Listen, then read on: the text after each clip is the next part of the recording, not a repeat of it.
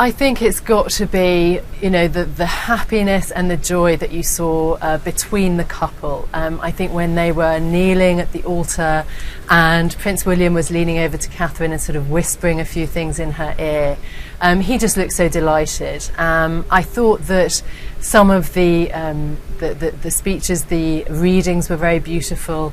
The address in Westminster Abbey was also lovely, asking the world really to support Catherine and William in their union as they go forward. I thought that was really touching and moving, especially because the Bishop of London, who gave the address, knows them personally, and that really came across in what he said. And of course, the music. I just love, you know, the music. It's sort of so heart-swelling, and that's something that I really associate with these the ceremony royal did events. feel very personal. No question, and traditional. Daisy, what's your unforgettable moment?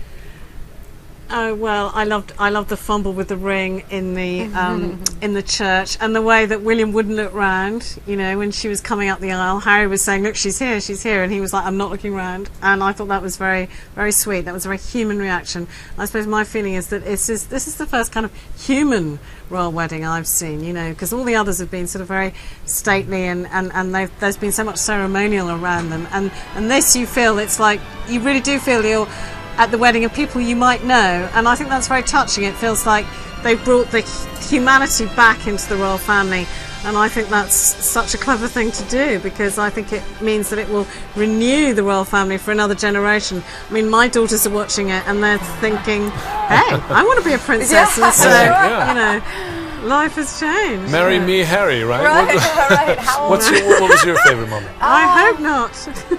I think seeing Kate walk down the aisle with her father was so touching, because it just brought back my own wedding day and the wedding day of brides everywhere. That moment is so special, and she clearly was a little nervous. You know, you could see again the humanity in her there, but by the time she made it down the aisle, she was clearly a princess. You saw a little transformation happen. I liked that moment. That was my favorite. I love the whispered comments that Yes. we had to guess, but we kind of knew you're beautiful, and also you saw their relationship coming through, just the sincerity, and also the whispered comments between the brothers. Prince Harry, don't worry, old chap. She made it to the she made it to the altar, and when you do finally look around, you're going to see exactly what you were hoping for. Very sweet. Very intimate moments that you feel like you were sharing with them. Well, and it was reminiscent of Charles and Diana, when Charles had said to Diana, "You look fabulous," and she said, "I did it for you. It's for you." And he said, "You look beautiful. You look fabulous." It's sort of that recurrence. You know, I love the provenance of the whole fairy tale. What was the highlight for you, Philip?